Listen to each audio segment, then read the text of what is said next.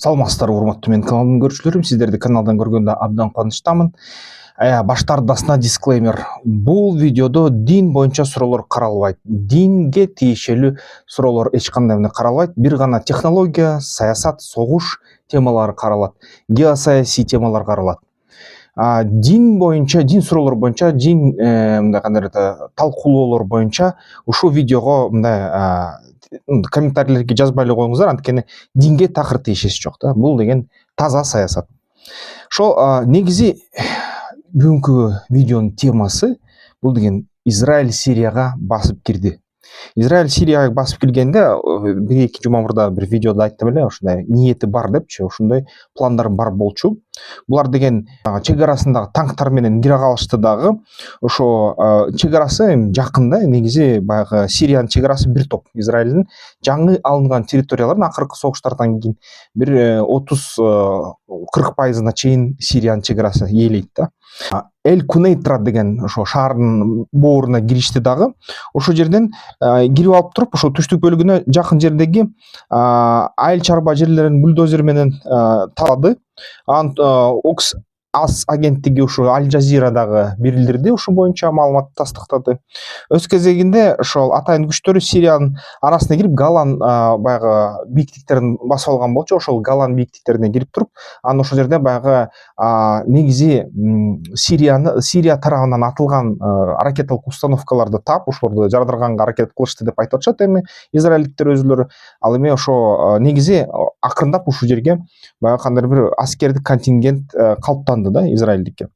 Анан ошол Куейтра Гудана дегенде ошол баягы жерге кол салышты, ошо авиациялык сокку болду. Анан кандайдыр бир чектелүү ушундай көлөмдө спецназ да кирди да ичине. Анан Цахал деген негизи ошо Ливан менен Сириянын ичинде өзү мындай саясатты жарыялады. Биз деген буфердик зона курабыз дейт да. Буфердик зонанын эң кичинекей дегенде 5 километр болот аралыгы, калыңдыгы. Эң чоң дегенде азыркы ошол Израилдеги аскерий өзүнүн баягы кызматкерлери стратегияны жарыялап атышат. Ошол 20 километрге чейин кылабыз дейт калыңдыгын буфердик зонаны. 20 километр ичинде биз градтарды жана башка ушундай системаларды атып токтотууга мүмкүнчүлүгүбүз болот дейт. Анан ким биз менен ошо тынчтык келишим түзбөсө, ошонун биз чек арасын контролдун астына алабыз. 20 километр же 5 километрдик буфердик зона түзөбүз дейт. Анан экинчи биз силерди укпайбыз, экинчи биз эл аралык баягы мындай кандайдыр бир мыйзамдарды карманбайбыз. Эгерде бирок эл аралык мыйзамдар боюнча ошол келишим түзсөңөр, анан дагы карайбыз деп айтып атышат да. Ушу күч позициясынан сөздөрдү айтып атышат. Негизи баягы резолюция 1701 деген бар болчу. 2006-жылы экинчи Израиль-Ливан согушунда ушундай резолюция менен бүткөн болчу. Ал резолюция боюнча Литания суусунун жегине чейин барып туруп, эки тарап тең бүт Хезбалла дагы, башка дагы ошол сириялык күчтөр, башка дагы күчтөр согушка катышкан ошо баягы атууларды токтотуш керек болчу. Анан резолюциянын аткарылышы үчүн ал жерге баягы эл аралык буунун контингенттери коюлган болчу да. Италия, Францияныкы дагы кайсы өлкөлөрдүкү, Индонезияныкы мисалы үчүн. Анан негизи бул резолюция тез эле 1-2 жылдын ичинде кайра бузулган болчу. Анан азыркыга чейин, ушул 24 жылга чейин бир да анын мындай кандайдыр бир коюлган беренелер аткарылган жок да. Ошол 2006-жылдан бери Литания суусунун бери жагына туруп, ошол израилдик аскерлер ошондон бери турушкан болчу, резолюцияны аткарганга аракет кылып. Бирок Хизбалла тарабынан мисалы үчүн резолюция аткарганга эч кандай мындай мүмкүнчүлүк, мындай же болбосо ниет болгон жок. Ошон үчүн ошол резолюция иштебейт деп эсептелинет да. Бирок ошол резолюцияны Израиль өзү баягы туу көтөрүп алып, ошол резолюцияга таянып өзүнүн иш аракетин жасаганга аракет кылып атат да. Анан ушул Хизбалланын дагы бир атайын ошо желдеттери баягы бүгүнкү күнү командирлер жок болсо дагы, орто чендеги командирлер Хизбалланыкы баары ордунда да кырылган жок. Кырылганы бир гана эле баягы офицерлер, башкы командирлер болгон. Анан ошол орточо командирлер Израилдин армиясына каршы кандайдыр бир атайын операцияларды өткөргөнгө үлгүрүп жатышат жана негизи ал ийгиликтүү деп айтып атышат. Мисалы үчүн ошо кече күнү негизи Херси Халеви деген Израильдин бүткүл багытын башкаруучусу ошо өлтүрүлдү да, ушундай кандайдыр бир ракеталык атуулар менен. 40 Израиль солдаттарын өлтүрүштү ошол Хезболланын отряды. Анан дрон менен алар дронду колдонушту, мындай эле баягы FPV дрон сыяктууларды жана анын арасынан дагы ошол жанткечти калкып учкан дрондорду да колдонушту дейт. Анан Голани бригадасынын ошол баягы атайын баягы башкаруу постунда турушкан ошол 40 аскер жана ошо анын арасында да ушундай Израилдин армиясынын башчысы дагы ушундай өлтүрүлдү дейт Хизбалла тарабынан. Бул жерден ары көп баягы маалыматтар чыгып атат. Негизи тастыкталса керек, бирок аны дагы тастыкташ керек. Албетте согуш учурунда маалыматтык согуш дегенде түшүнүк болот. Тараптар дагы алдашы ыктымал, бирок негизи ушундай азыр көбүнчө туура деп атышат да бул маалыматта. Никарагуа ошол Израилге Газага кол салганыңар үчүн деп дипломатиялык байланыштарды үздү да. Бирок чынын айтса Никарагуа менен Израилдин ортосунда мындай эч кандай карым катнаштар эле жок болчу мурун. Негизи ушу Израиль деген Бапордун иштин токтотуп атат да. Бапор бул палестиналык, баягы газалык элдердин баягы гуманитардык адамдарды жеткирүүчү ушундай бир уюм болчу да. Ошол Бапорду Израиль токтоткусу бар жана Бапорду колдоп жаткан ошол араб өлкөлөрү дагы акчаны токтотуп турушту. Анан ошого буунун баягы башчылары жана Евро биримдиктин башчылары ушул Бапор эгерде силер деген токтотсоңор, акчасын берген токтотсоңор, токтотуп салсаңар Газадагы эл кыйналат деп ушундай аябай набат добул басуур отушат да. Ушундай нерсе болуп атат. Анан дагы ушул Иранда негизи ушу кандайдыр бир жер титирөөлөр болду. Негизи Исфахан районун алсак, Исфаханда баса Кыргызстанда да ошо мисалы үчүн Фергана өрөөнүндө Исфаган деген дагы бир жер бар да.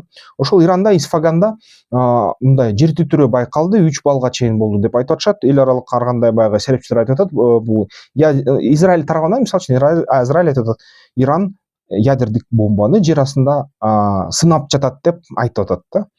Бирок баягы бүткүл дүйнөлүк ушул серепчилер ошо андан сырткарда ошо атайын жер титирөөлөрдү байкаган станциялар азырынча шашпай эле да, бул атомдук жарылуу болду экенби аны тастыктаганга шашпай эле. Ошон үчүн же Иран чын эле бомбаны жасады, аябай кичинекей мындай күчтөгү, же болбосо жөн эле взрывчатканы жер астына жардырды, же болбосо жөн эле жер титирөө болду деген ушундай 3 теория бар.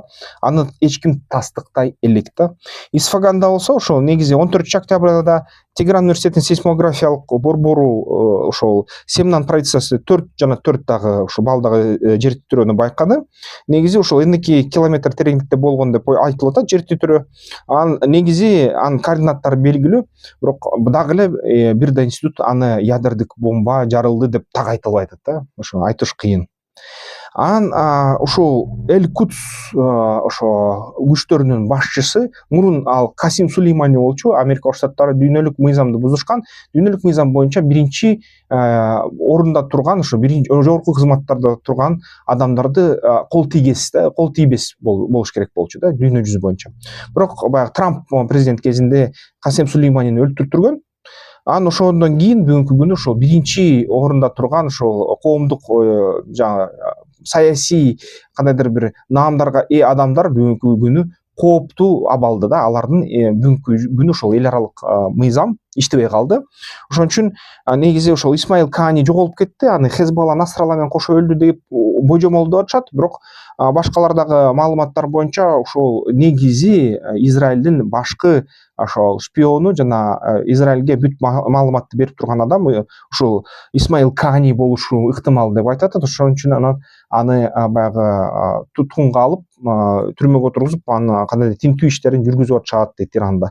Бирок ал дагы эч кандай мындай жакшы тастыктала элек. Бирок ордуна азыр ушунча узак убакыт Исмаил Кани элдин арасында чыкпагандыктан ордуна Фаллах Заде генералды дайындашты дейт. Эль-Кудс ошол негизи КСИРдин башчысы катары да Эль-Кудс күчтөрүнө. Дагы ушул Цахал бир жума мурда андан да эртерээк ошо Радуан деген Хезболланын атайын мындай спецназын жок кылдык деп айтышкан. Радуан спецназынын командирин да өлтүрүшкөн. Анан негизи ошо эгерде калсак ошол Радуан башчысы негизи ушул Уисам эль Тауил анан ошол эле Хасем Сулеймани булар деген негизи ушул шиит жарым айчасын же шиит мындай кандайдыр бир шакекчесин ушундай кандайдыр бир концепциянын авторлору болушкан. Булар деген шиит өлкөлөрүн, шия өлкөлөрүн мындай баягы шия күчтөрүн Израилди тегеректеп ушинтип пайда кылып, Израилдин тегерегинде мындай кандай от шакек деп аташкан да, от шакекти пайда кылып, анан ушул Израилди акырындап жоготобуз деген ушундай бир концепция, саясий ушунакай платформасы бар болчу да. Анан ушулар негизи ал платформаны аткарып бараткан. Анан мен ойлойм ушу ийгиликтүү болушу ыктымал болчу жакында. Анан Израиль дагы ошо Хезболланын складдарын басып алгандан кийин, баягы басып киргенден кийин Ливанга, ал деген көптөгөн складдардын ичинен Орусиянын жаңы заводдордо жасалган жана жеткирилген фагот жана башка корнет деген ошол танк жардыруучу ушундай курал жарактарды табышты. Анан көрсөтүштү дүйнөлүк коомчулукка. Анын айтылуусу боюнча Израиль дайыма Орусияны дос деп эсептечү. Израилдин Беньямин Нетаньяху да Путинге досмун деп айтчу дайыма. Путин Владимир Ильич өзү да айтчу, мисалы үчүн ушул негизи Израилге көз карашым жакшы деп. Бирок азыр ушул нерсе кичине баягы Израиль коомчулукту дагы таң калтырып атат, кичине баягы Орусияны арылтып атат. Көрсө ошо Орусия чын эле баягы Хезболлага, Хамаска жардам бериптир да, анан куралды саткан окшойт. Же жөнү бекер белгисиз, бирок берген экен. Анан негизи ушул ал куралдар бүгүнкү күнү ошо карта түзүлдү. Мисалы үчүн Хезболла кайсы аралыктын кандай ракета менен аталарын. Көбүнчө ошол эң аз дегенде 11 километр экен да, ошол 11 километрден аталат экен да. Ар кандай ракеталык системалар менен ошо Израилдин ар кайсы территориясына чейин жеткидей кылып ушундай мүмкүнчүлүктөр бар экен. Анан албетте баягы Иранга катуу сокку кылабыз, Америка Кошмо Штаттарын укпайбыз дегенден кийин Блинкен жана ошо Америка администрациясы АКШныкы Израилге мындай катуу сөз айтты да, анда биз силерди колдобойбуз деди да. Эгерде силер ушинтип бизди укпай ишти жасай берсеңер, биздин баягы кеңештерибизге көңүл бурбай, анда өзүңөр жалгыз калып каласыңар араб дүйнөсү менен деп айтышты да. Ошону айткандан кийин Израиль уга баштады. Мисалы үчүн Израиль эми-кечекти Иранга сого элек, укканыңар боюнча. Анан бирок ошол менен бирге Америка Штаттары THAAD системасын, HETS системасына бул жардам берген, ушундай жалпы бириктирилген системаны орнотуп атышат Израилде. Бул система укмуш, ал деген 4 баягы системаларды бириктирет. Patriot, жанакы темир капкак, железный куполду, ошол Праща Давида деген системаны дагы, баягы HETS деген бул системанын бүт баарын бириктирет. Жана ошол система биртиктүү түрдө ракеталар учуп баратканда, баягы кандай ракета экенин, качан учуп барат, кайсы жерге тиет, баарын расчет кылат компьютер менен. Анан ошого жараша баягы бийиктигин алып, ылдамдыгын алып, ошого жараша кайсы ПВОну иштетиш керек экенин буйрук берет. Ошо бириктирген биртиктүү системага. Ушундай системалар дүйнөдө 7 эле комплекс бар. Анан ошонун 1-2өсүн ошол Америка Штаттары Израилге орноштуруп жатат бүгүнкү күнү. Серепчилер да айтып атат көп. Демек, ушул шайлоо Америка Кошмо Штаттарынан бүткөндөн кийин аябай катуу бир балай болот дейт. Ушул Иранга каршы Америка Кошмо Штаттары катуу сокку урат окшойт Израилге. Ошондон кийин анан Израилге Ирандан аябай катуу жооп болуш керек. Ошон үчүн ошол THAAD системасын коюп атышат. Эмесе ошондой баягы өтө аша чейип кетип атат да, ошол коопсуздук иш-аракеттер. Ошон үчүн ушул Иран тарабынан аябай катуу тим эле чын эле укмуштуудай бир соккуну күткөндөй болуп жатышат да булар. Ушундай серепчилер ойлоп атышат ушул THAAD системасы боюнча. Анан бүгүнкү күнү ушул жоготууларды алсак, Израилдин армиясы 677 кишини расмий түрдө жоготту деп атат. Бул деген бир айга жакындап калган маалыматтын боюнча. Анан негизи ошол араб конфликти, жалпы араб лига менен ошол Израиль менен болгон конфликттен баштап 1920-жылдан санаганда, 24-жылга чейин санаганда Израиль бүгүн 9000 киши жоготту дейт, аскер. Таза аскерди алганда, бул тынчтык жөнөкөй жарандарды эсептебесе да. Газа, Ливан, Сирия, Мисир, Иран 46 000 кишини жоготту аскер.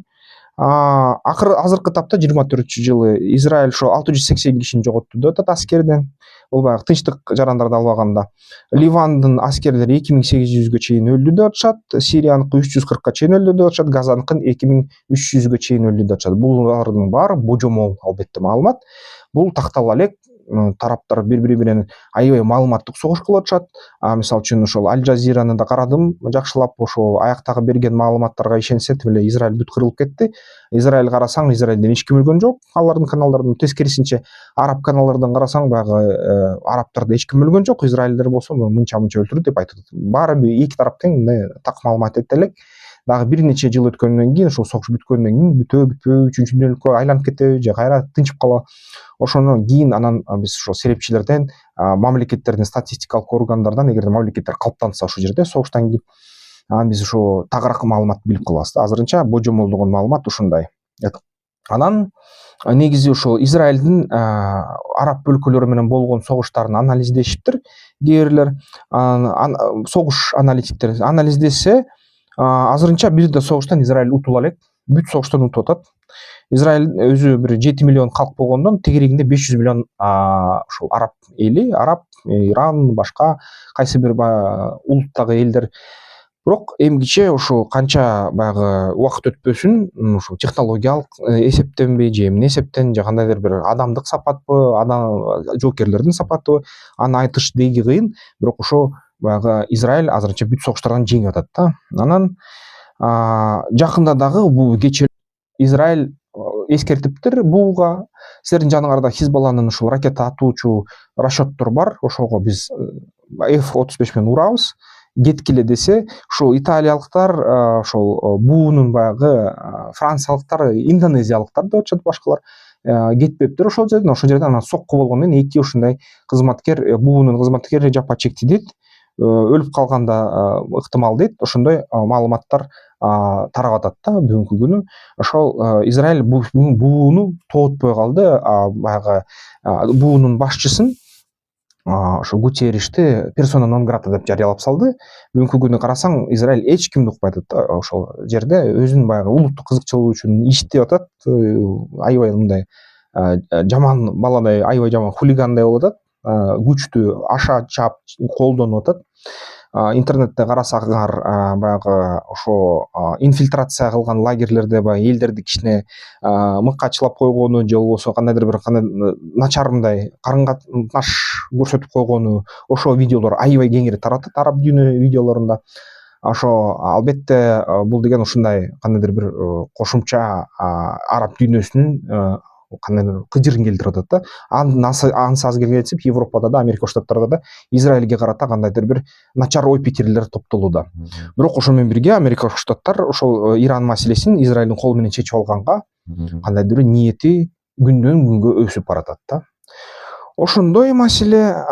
Бизнес пландоо боюнча видео сабактарды жаздым эле мен сиздер үчүн атайын. Ошо бизнес пландоону үйрөнүп алыңыздар деп, видео курсту толугу менен карап туруп анан ошо үйрөнсөңүздөр болот. Ал жерде кандай эмне кылыш керек, кантип жазыш керек, каяктан маалымат алыш керек, бүт ушундай айтып берем. Могул QR код аркылуу кирип же болбосо баягы видеонун түрөтмөсүндө шилтеме бар, ошол шилтемеге басып катты алгыла, силерге 2 күнүн ичинде кат келет. Андай эмесе, тема ошондой болду. Каналды колдойм десеңиздер, колдоп койсоңуздар болот. Комментарийлериңерге ойлоруңарды жазгыла. Анан дагы бир жолу эскерте кетейин, дисклеймер. Бул видеодо эч кандай дин суроолору көтөрүлбөйт. Таза саясат, таза согуш технологиялар, таза согуш инициативалар, таза ушу аналитикалык маалымат. Ошол